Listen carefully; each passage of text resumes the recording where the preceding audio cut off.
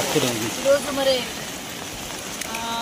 దంతెపల్లి పర్వతాపూర్ కాట్యాల్ అక్కడ నుండి అంటే దంతెపల్లి పర్వతాపూర్ చెరువులు కట్టయి అక్కడ నుండి వచ్చిన వరద కామారెడ్డికి వెళ్ళి దంతెపల్లి దగ్గరికి వెళ్ళి ఆ చెరువులు కట్టయి మరి ఇక్కడ కొచ్చెరువు దాకా వచ్చి ఆ కొచ్చెరువు కూడా కట్టయిపోయి ఇప్పుడు రాయనపల్లి గ్రామానికి సంబంధించి తిమ్మానగర్ అదేవిధంగా మల్కాపూర్ తాండా శివాయిపల్లి ఇలాంటి గ్రామాలన్నింటి కూడా రోడ్డు కట్టే పరిస్థితి వచ్చింది.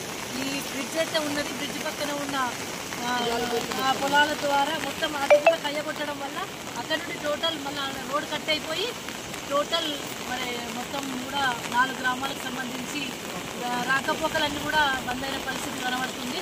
మరి ఇప్పుడు సత్తన దగ్గర ఎవరైతే కొంతమంది తీసుకొచ్చి ప్రభుత్వము పునరావాస కేంద్రంలో ఉంచడం జరిగింది. నిజంగా అక్కడ చూస్తే కూడా బాగైంది. ప్రభుత్వానికి ఏం పట్టనట్టే ఉంది. ఈ ప్రభుత్వానికి ప్రజల గురించి తెలియదు. అక్కడ కనీసం వాళ్ళకు కూర్చోవడానికి సరిగా లేదు, ఆడ భోజనము సరిగా పెట్టలేదు.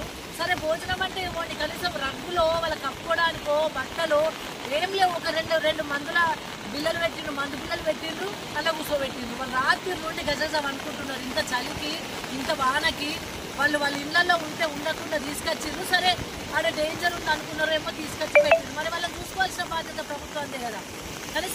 కనీసం సౌకర్యాలు కూడా కల్పించకుండా, వాళ్ళకి సరైన సౌకర్యం కల్పించకుండా వాళ్ళని తీసుకొచ్చి వాళ్ళు పోతా అంటే ఇప్పుడే కలెక్టర్ గారితో మాట్లాడడం జరిగింది. మరి వాళ్ళు ఏంటంటే వాళ్ళ ఇంటికన్నా కనీసం ఇప్పుడు పోచారం డ్యామ్ అయితే సేఫ్గానే ఉందని చెప్పేసి నిపుణులు చెప్తున్నారు. కాబట్టి వాళ్ళకి పునరావాస కేంద్రాల నుండి వాళ్ళ ఇంటికి పంపించమని చెప్పేసి వాళ్ళు ఒకటే అడుగుతూ ఉన్నారు. ఇప్పుడే కలెక్టర్తో గారితో కూడా మాట్లాడుతూ మరి ఇది పరిస్థితి. అంటే ఇప్పుడు ఓవైపు రాజపేట సైడ్ 4 గ్రామాలకు సంబంధించి రాకపోకలు నిలిచిపోయినాయి. తిమ్మాయిపల్లి ప్రాంతంలో అయితే వాళ్ళు 2 రోజులు నిన్నట్టు నుండి ఇప్పటి వరకు వాళ్ళకి రాకపోకలు నిలిచిపోయినాయి. మంచి నీళ్ళు లేక వర్షం నీళ్ళు పట్టుకుని తాగే పరిస్థితి అక్కడ లేదు. ఇప్పుడు బయలుదేరిన మంత్రులు ఇప్పుడు వెళ్ళి అటు పోతాం అని చెప్పేసి బయలుదేరిన ఇప్పుడు సమీక్షలు యాడికి వచ్చినాయి, ఇప్పుడు ప్రజలు యాడికి వచ్చినాయి. ప్రతిపక్షాలు యావత్ తెలంగాణలో ఎక్కడైతే విపత్తు జరుగుతుందో అక్కడ ప్రతిపక్షాలు మరి ప్రజల దగ్గరికి వెళ్ళి వాళ్ళను కొంచెం ఆదుకునే ప్రయత్నం చేస్తున్న తరుణంలో ప్రభుత్వానికి వాళ్ళకి ఇప్పుడు యాడికొచ్చి మంత్రులు ఇప్పుడు బయలుదేరినారు. నేను ఇప్పటికైనా ప్రభుత్వాన్ని డిమాండ్ చేస్తూ ఉన్నాను. ఎక్కడైతే చెరువులు కుంటలు తెగిపోయి రోడ్లు కట్ అయినాయో అక్కడ తాత్కాలిక పునరుద్ధరణ సౌకర్యాన్ని కల్పించాలి, ఎలక్ట్రిసిటీని వెంటనే పునరుద్ధరించాలి. ఇవాళ ఫోన్లో మాట్లాడదామంటే కూడా ఫోన్లో ఛార్జ్ అయిపోయే పరిస్థితి.